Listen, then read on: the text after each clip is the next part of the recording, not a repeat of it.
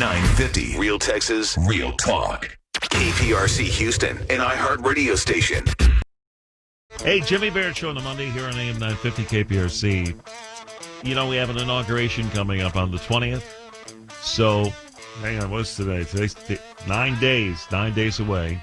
And I'm sure the Capitol Police are working overtime. I'm sure the FBI is working overtime. I'm sure that the National Guard will be involved. And there will be untold security, I would think, in front of the inauguration, given what happened at the U.S. Capitol. But what is still shocking to me about what happened at the U.S. Capitol is all the stories that we've seen coming out indicating that the warning signs were there.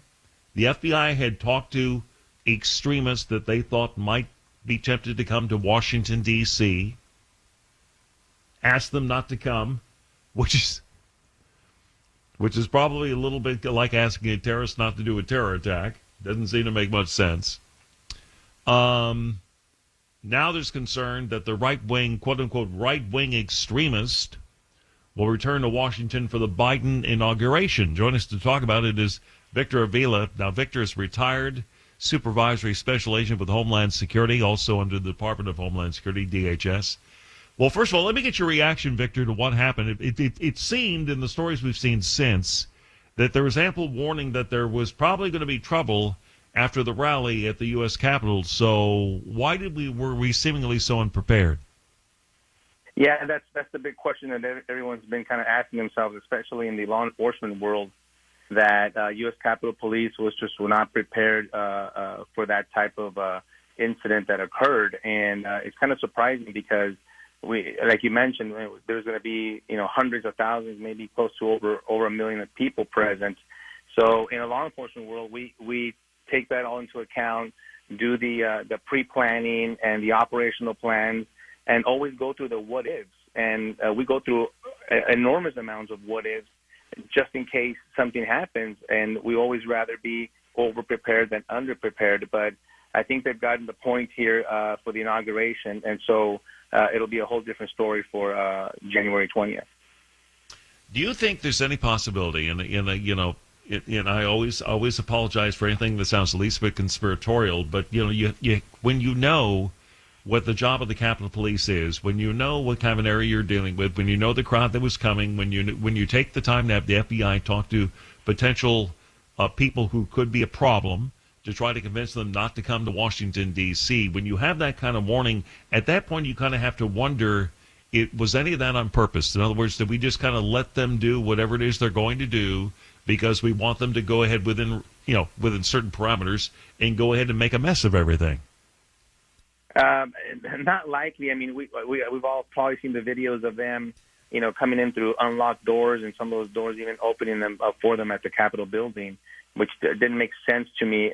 What the reaction or what they wanted to accomplish as far as the Capitol Police is concerned, and the key here is the jurisdictions. For example, for the inauguration, the jurisdiction did lie for the U.S. Capitol Police, but just so your listeners to know, it's been designated and classified now, actually over a year ago, as a national special security event, which now transfers all the jurisdiction and all the primary role over to the U.S. Secret Service.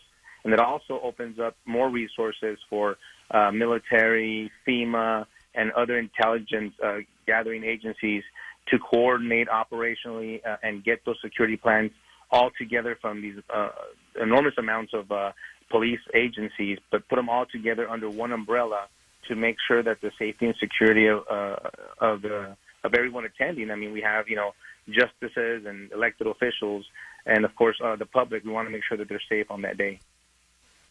Well, and my guess is they will be, and I'm sure they will go to great ends to make sure that is the case in Washington, D.C. But the FBI evidently has gotten more than 40,000 tips this week regarding plans for armed protests in all 50 state capitals ahead of the inauguration. I don't know if there's a coordinated effort about what days these would possibly take place, but it would appear that at least in some cases, some of these protesters are going to take it to the states, and that could be a bigger problem.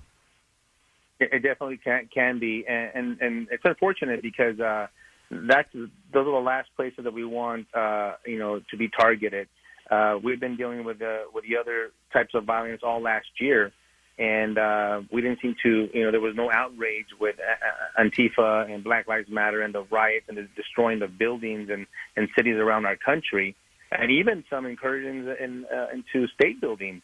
And I've seen it myself. I was at one time in Washington, D.C., with the Dreamers were all in the Senate building. So that's not the way that we want our Americans to protest, but especially armed, and we don't want to have any more bloodshed that we did last week, like the way we did last week.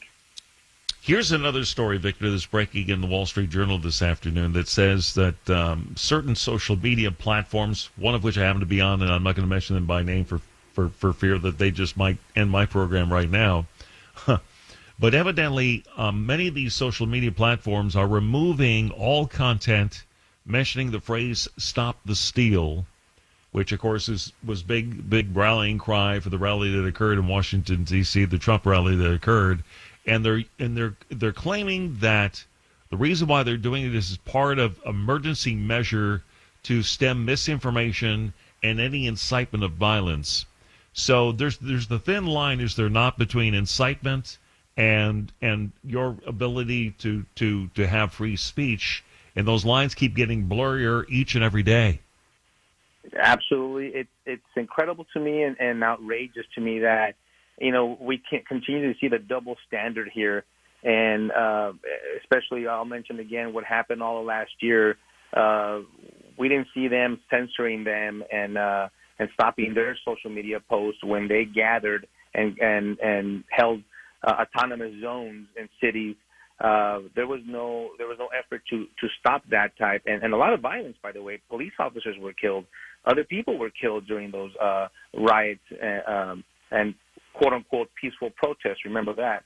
And so the silencing of the conservative voice in our country is just so alarming and so disheartening that I think at this point I call for unity. We need to do something to be able to unite and be able to allow every American to communicate and freely, especially their opinion. Yeah, well, good luck with that.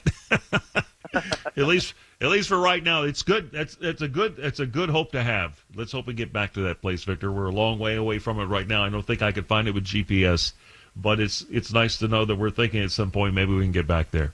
Thanks for your time as always, my friend. Take care. Thank you, Jimmy.